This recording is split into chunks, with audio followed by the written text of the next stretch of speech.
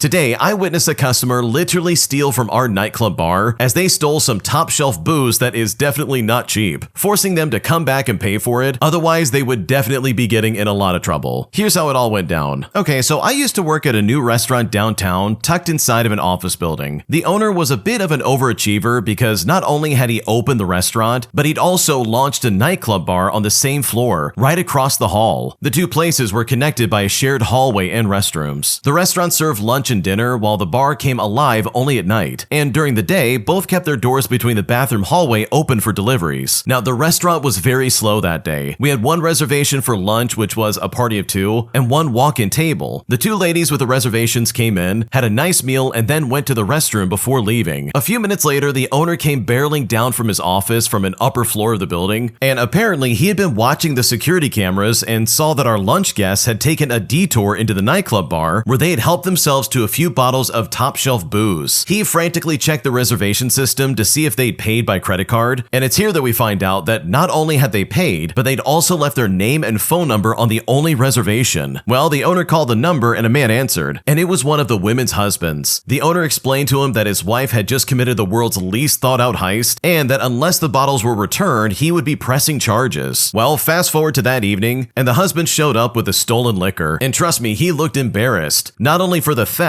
but for how stupid his wife was to steal from the place that she gave her information to. He then ended up giving the bottles back to the owner and saying, "Oh, I'm so sorry. My wife is a complete idiot."